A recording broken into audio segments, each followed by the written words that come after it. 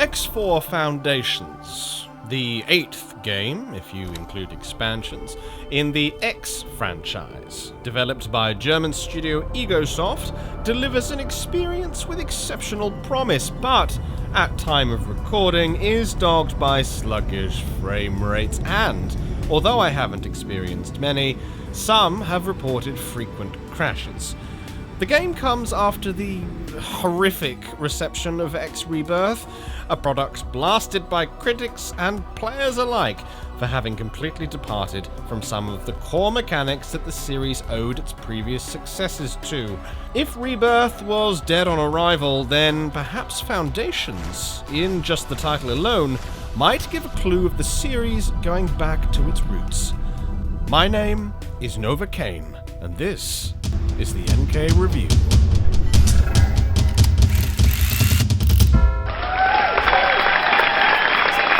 First off, as per tradition, let's begin with the trailer to give you an idea of what this is all about.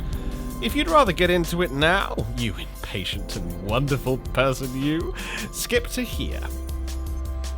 And here we go. It's full of stars.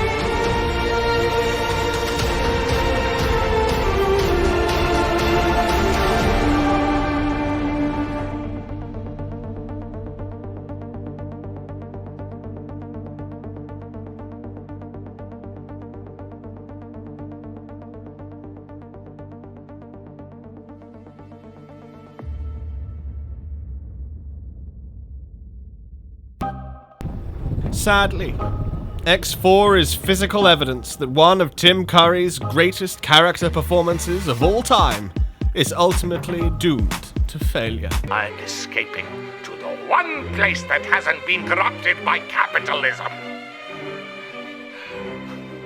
Space! Safe journey.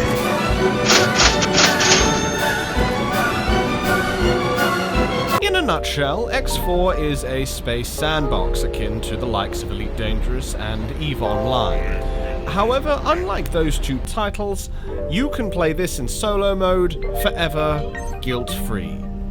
Please don't at me in the comments. Starting from extremely humble origins, a cheap ship and a few spacey money units, you enter the universe.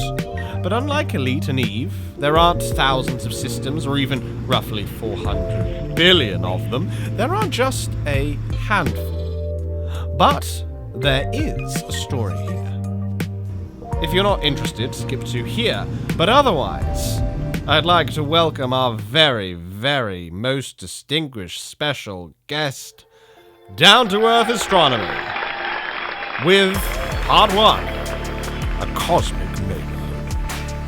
Some really old aliens created some amazeball magic ring, connected a scattered system across the universe, and for the majority of recorded history, this was the only way to travel faster than light. Humans, in its infancy, ventured out slowly, then built thousands of probes to go out, then explore, then terraform.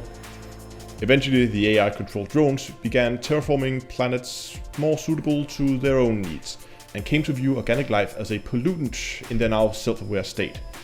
The Xeno War had begun. Multiple fast movers detected. More than one ship. I count 6 bandits.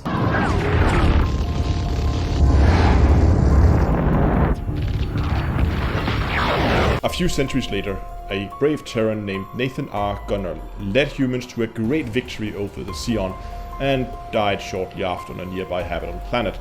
Some years later, the planet would be renamed Argon because apparently that rhymes with Gunnar, and this game is obsessed with noble gases. Seeing humanity and their Xenon creation ravaging the galaxy, the game master race called the Old Ones reorganized the Jump Network, cutting off many colonies, including Earth.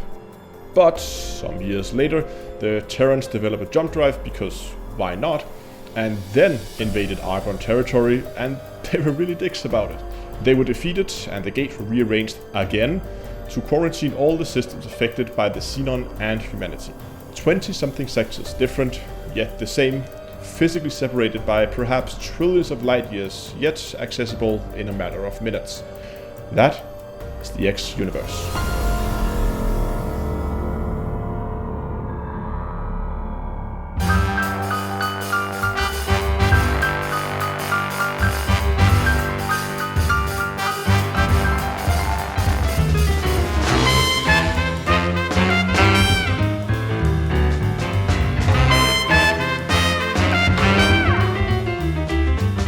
Part 2.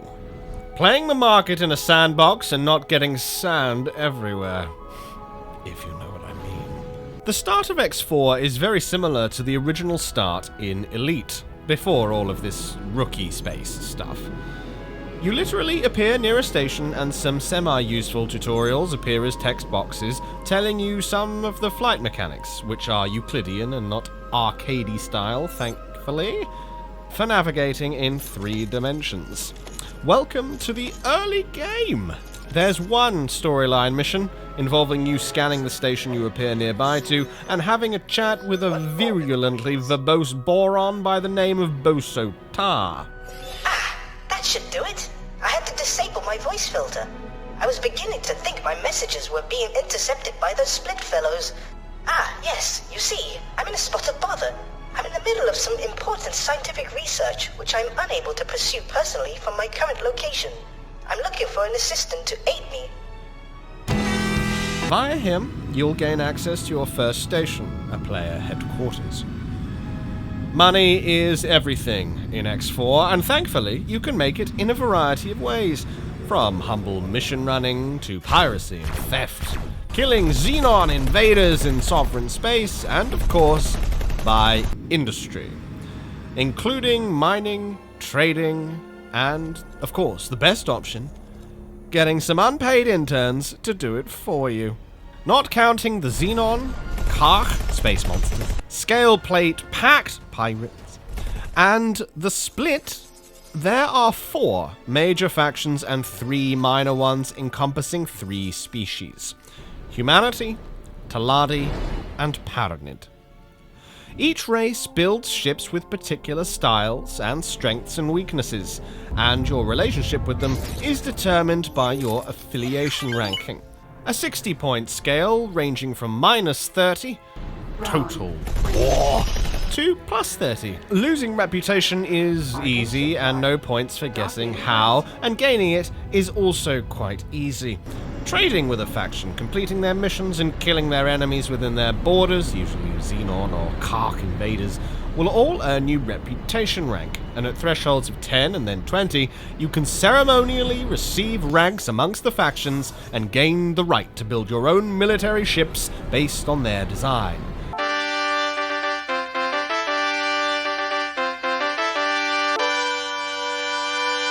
As well as essentially buy blueprints for everything they use, from starbases, solar citadels, weapon designs, factories, and astral architecture. Here, you can see my game at time of recording. It's powered by over 600 interns and thousands of factory workers producing goods from raw materials, as well as a humble naval force.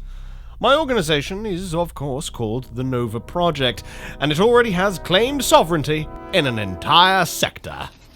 What shall we do with the drunken sailor? What shall we do with the drunken... Sadly, the ability to make laws, charge tariffs, or the like, things to make claiming an entire star sector mean more than changing the color to only slightly brighter green than a f***ing Taladi. Can I help? There are production chains for everything.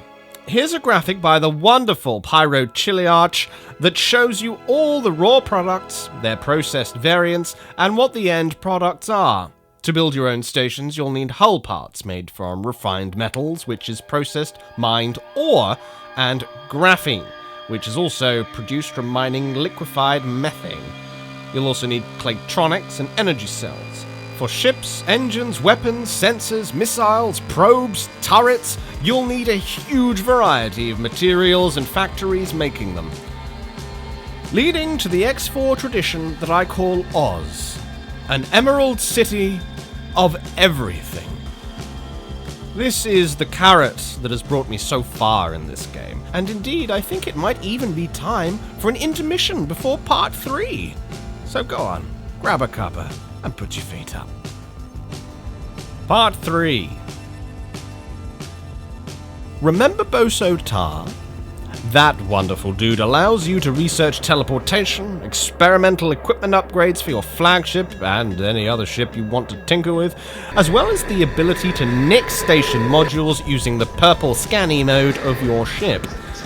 With that in mind, from your humble beginnings as a mission runner, explorer, and alien hunter, you begin to form a plan.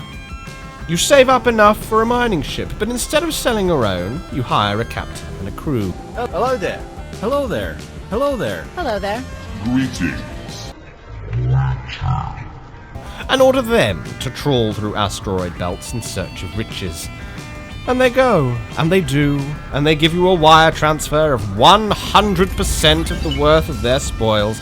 They ask not for money nor adulation, just a place to call their own.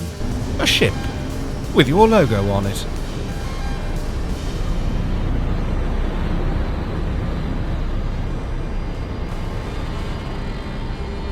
One miner becomes 5. 5 becomes 15, and soon they're not mining for other refineries, they're mining for your own.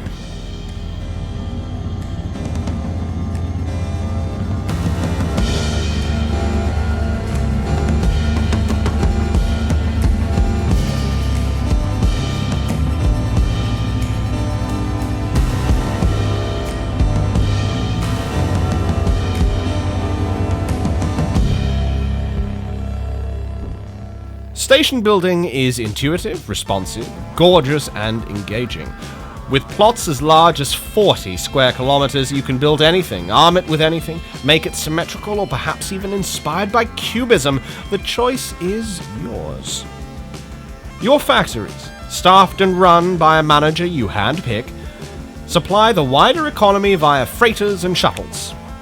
Hawking wares for profit, and as you grow, and your value begins to skyrocket, you become more than man.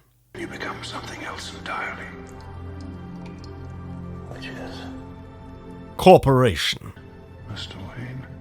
Then you can reshape this place as you see fit. Sabotage competing industries to inflate prices. Mine supply corridors and destroy miners to deny raw materials. And then, with your very own shipyard, build and arm a navy you built from only rock and gas, conquer entire empires, let alone the Xenon, if you so wish. X4 brings economy and management simulation and flies it into the realm of a spaceflight sim. With gamepad and HOTAS support, the vessels fly believably and the designs are pleasing on the eye. The foundation laid here really is vast, with the potential for new sectors and factions on the horizon, for a product that can already offer a one-man corporation tens if not hundreds of hours of gameplay. Its flaws are being fixed one by one, but the game is susceptible to sudden crashes, saves take a good 30 seconds to complete, the graphics feature fantastic detail but do look dated, and the frame rates are going to be poor in the mid and late game for any rig, save perhaps those backed up by top-end processors, boards, and RAM. X4 is a huge game, so some features, like the new semi-multiplayer opt-in venture system, which I love by the way, the extensive crafting system, and shipboarding, I can't cover. However, if you'd like to hear more about X4, get some tutorials or tips, let me know and I will put something together post-haste. I've been Nova Kane, and if you like this video, please do press the like and subscribe buttons so that we can get views into 4 figures. Many thanks to my patrons on patreon.com/Nova Kane, and from all of me at the NK Review, I wish you a good morning, good afternoon, good evening, and of course, your tea now consumed, I do hope, a very good night.